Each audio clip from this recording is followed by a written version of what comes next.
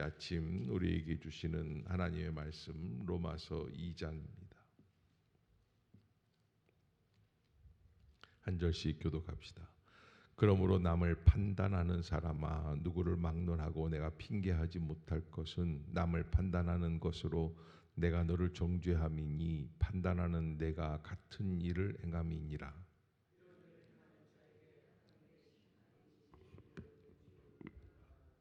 이런 일을 행하는 자를 판단하고도 같은 일을 행하는 사람아, 내가 하나님의 심판을 피할 줄로 생각하느냐.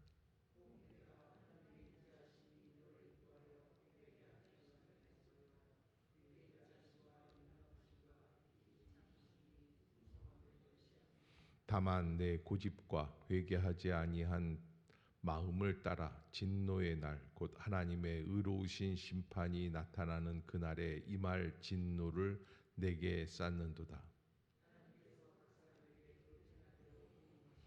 참고 선을 행하여 영광과 존귀와 썩지 아니함을 구하는 자에게는 영생으로 하시고,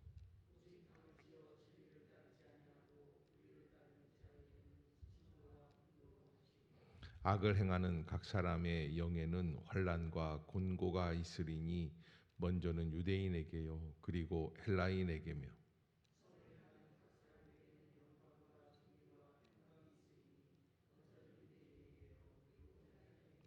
이는 하나님께서 외모로 사람을 취하지 아니하심이라.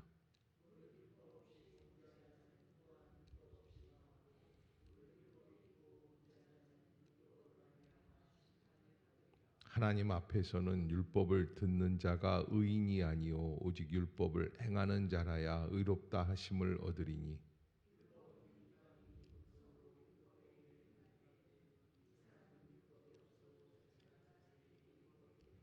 이런 이들은 그 양심이 증거가 되어 그 생각들이 서로 혹은 고발하며 혹은 변명하여 그 마음에 새긴 율법의 행위를 나타내느니라.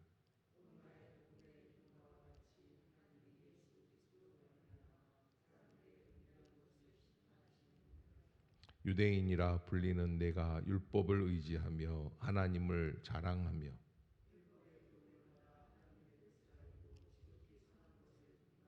맹인의 길을 인도하는 자요 어둠에 있는 자의 빛이요,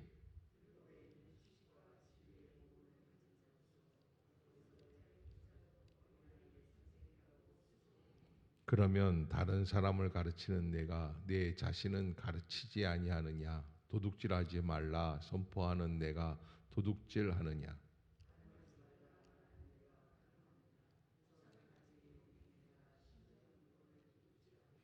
율법을 자랑하는 내가 율법을 범함으로 하나님을 욕되게 하느냐.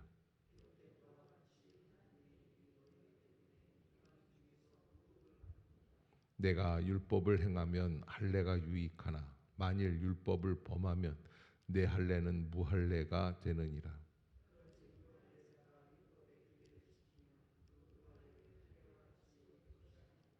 또한 본래 무할례자가 율법을 온전히 지키면 율법 조문과 할례를 가지고 율법을 범하는 너를 정죄하지 아니하겠느냐.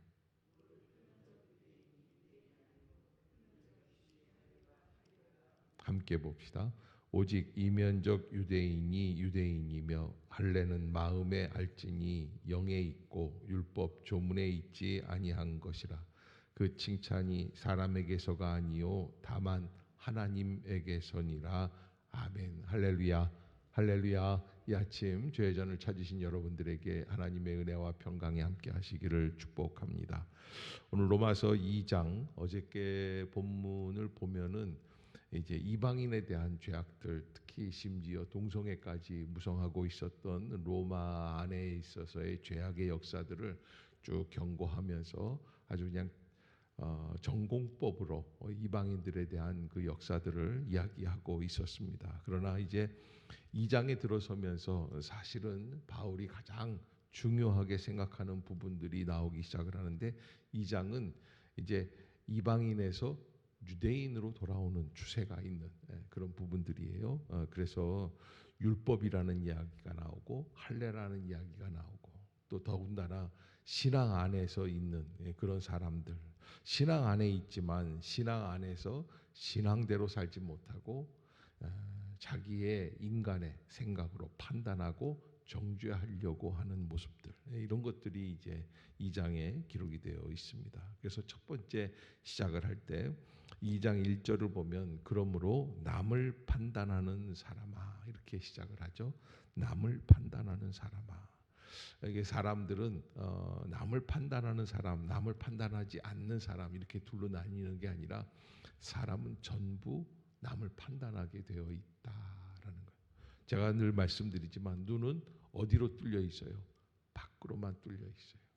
그래서 제가 만약에 정말 하나님이라면 안쪽에 들여다보는 위쪽쯤 이렇게 해가지고서 눈을 좀 하나 거기다가 좀 만들어 놨으면 참 좋았겠다 생각이 되는데, 인간은 참 이상하게도 밖으로만 뚫려 있고 남을 바라보게만 되어 있습니다. 그래서 굴뚝 청소하는데, 두 아이가 굴뚝 청소하는데 한 아이는 얼굴이 새까맣고 한 아이는 얼굴이 깨끗하더라는 거예요. 왜 그러느냐 봤더니 깨끗한 애는 더러운 애를 바라보고 야, 나도 더럽겠구나 그러고 얼른 항상 씻으면서 했다는 거예요. 그런데 더러운 애는 어떻게 된 거예요?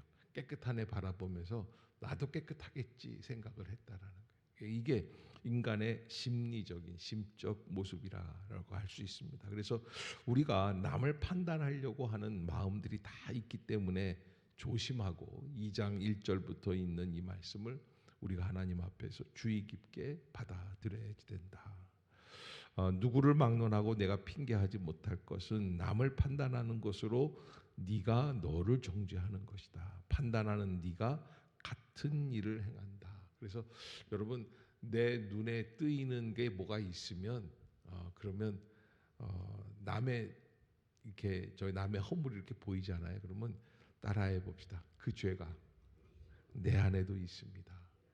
그러니까 딱 저 사람 잘못했는데 이렇게 보이면 그건 나 안에도 있다는 거예요. 이게 바로 제 얘기가 아니라 바울이 우리에게 알려주는 인생의 지혜죠. 그래서 남을 판단하는 것으로 네가 너를 정죄하는 것이니 판단하는 네가 같은 일을 행하는 것이다. 이게 아주 법칙이다라고 하는 것. 대학교 2학년 때 중등부 교사들하고 같이 동해안을 갔는데 낙산사, 지금은 뭐 그 앞이 완전히 다 이렇게 바뀌어가지고 뭐 호텔들이 있고 막 그런데 그때는 이제 바로 해안가 앞에 민박집들이 쭉 있었어요. 근데 민박집 중에 한 집을 이제 골라서 들어갔습니다. 그런데 박 선생님이라는 분이 한 분 계셨는데, 이분이 올드미스예요. 영어 선생님이었는데 막 화를 내는 거예요. 옆방에서 여자 선생님 한 방, 남자 선생님 한 방 이렇게 빌렸는데 막 뭐라 그러는 거예요. 그래서 왜 그러나 했더니 더러워서 나는 못 자겠다는 거예요. 방이 깨끗한데 왜 그럴까 하니까 누가 자고 나갔다는 거예요. 그래서 어떻게 하냐 하니까는 이불이 흐트러졌더라. 아니 이불이야 깔아놓는 거고 그때 당시 겨울이었거든요. 그러니까 막 그래서 그분 때문에 다른 방 하나를 다시 얻어서 그렇게 해서 방 3개에서 그렇게 했는데, 그렇게 하고 한 2년 뒤에 그분이 어떤 모습으로 발견이 됐냐면 그때 당시에 이제 요즘은 이제 그런 게 흔한데 흑인하고 연애를 하더라고요. 그래서 야, 뭐 그때는 뭐 굉장히 혼자 그렇게 막 그러는 것 같더니 굉장한 충격이었어요. 그래서 야, 그럴 수가 있을까 하는, 물론 이제 뭐 그분 나름대로는 다 자기 합리화가 되게 있죠. 그러나 우리가 바라볼 때 야, 어떻게 그럴 수가 있을까 이렇게 생각을 했던 적이 있는데, 이게 민감하게 나올 때는 다른 사람들의 허물들이 용납이 안 될 때에는 내 안에도 그런 모습이 있기 때문이 아닌가, 컴플렉스 같은 그런 의미가 있습니다. 그래서 저는 가능하면 성도들의 허물을 지적을 안 하려고 합니다. 내가 지적을 하기 시작을 하면 그러면 교회가 쑥대밭이 되는 거예요. 그래서 가능하면 놔두려고 하고, 그래서 그런 의미에서는 여러분 참 행복한 교회를 다니고 있는 거예요. 왜? 제가 뭐 예배에 늦든지 뭐 어떻게 빠지든지 뭐라고 어떻게 하든지 11조를 내든지 안 내든지 전도를 하든지 전혀 뭐라고 얘기를 안 하거든요. 이 방송을 듣는 목사님의 잔소리에 지친 성도들이 계시면 우리 교회로 오면은 전혀 잔소리가 없으니까요. 그 사실을 좀 아시고 우리가 하나님 앞에서 왜 그러느냐 하면은 사실은 판단하는 너가 같은 일을 행한다라는 거예요. 판단하는 내가 같은 가만히 자기는 똑똑하고 자기는 깨끗한 것 같은데 어떻게 하다 보면 인간은 동일한 죄를 범하고 있다라고 하는 것이죠. 그래서 2절에 보면 2절 한번 읽어봅시다. 시작. 이런 일을 행하는 자에게 하나님의 심판이 진리대로 되는 줄 우리가 아노라. 자, 이런 일을 행하는 자에게 죄를 범하는 자에게 하나님의 심판이 알레테이아 진리예요. 진리라는 굉장히 무서운 말씀입니다. 법칙이라는 겁니다. 하나님의 법칙이 있어요. 이런 일을 행하는 자에게 하나님의 심판이 그대로 그에게도 임하는 것이기 때문에 함부로 이야기하지 마라. 특히 남의 자녀 보고 쟤는 왜 저래 그렇게 하잖아요. 그러면 뭐 분명히 얼마 되지 않아서 내 자녀도 그렇게 행하는 것을 보게 되는 거죠. 그래서 남을 판단할 그런 건덕지가 인간에게는 이 복음을 제대로 받아들인다 하면 그러면 그런 것들이 없는 것이죠. 그래서 3절에 보면 이런 일을 행하는 자를 판단하고도 같은 일을 행하는 사람아 내가 하나님의 심판을 피할 줄로 생각하느냐. 그렇게 이제 우리에게 경고하고 있는 것이죠. 이 모든 것은 누구를 향한 거라고요? 그러니까 이렇게 판단, 정죄, 율법 이런 거 나오면 유대인들에 대한 경고의 말씀입니다. 그래서 우리가 한 가지 알아야 될 게 6절이죠. 6절 시작. 하나님께서 각 사람에게 하나님은 어떻게 하십니까? 보응하시는 하나님. 하나님이 몽둥이 들고 쫓아다니면서 한 사람 한 사람 간섭하시는 게 아니라 이 땅 위에 법칙이 하나 있는데 그게 뭐냐면 심은 대로 거두게 하는 거고 다른 사람을 깐깐하게 바라보는 그것이 곧 나에게도 임하는 모습이다라고 하는 것이죠. 그러면 어떻게 살아가야지 됩니까? 7절입니다. 시작.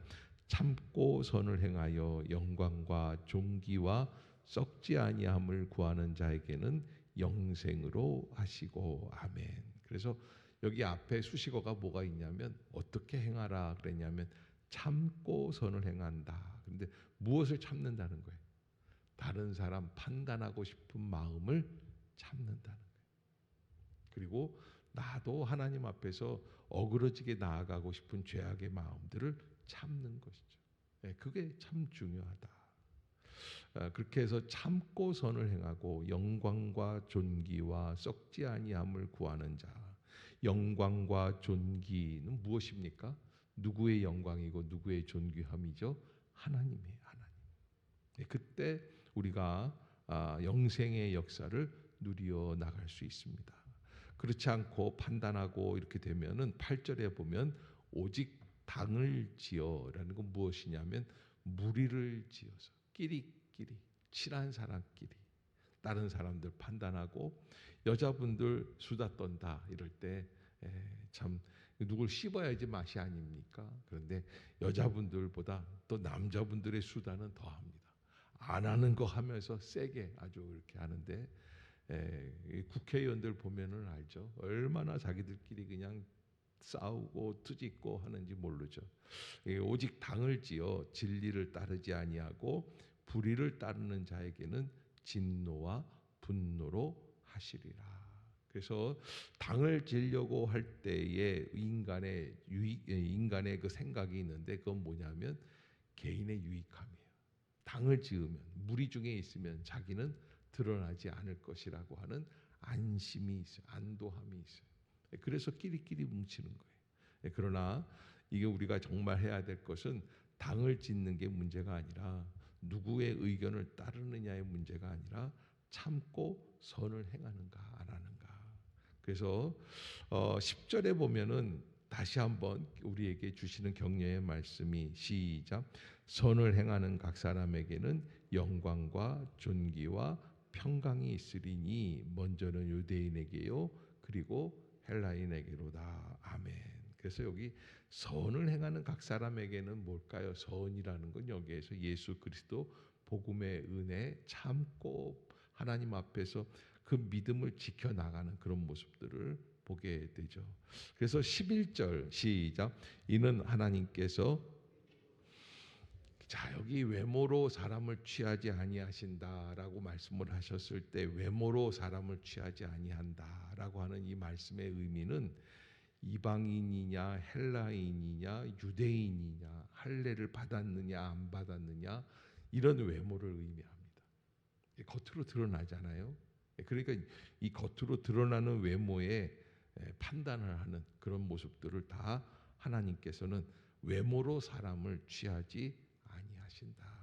이건 당시에는 혁명과 같은 이야기고 유대인들에게는 정말 절망적인 핵폭탄 같은 이야기예요. 왜냐하면 그들은 유대인이기 때문에 구원받는다 생각을 했거든요.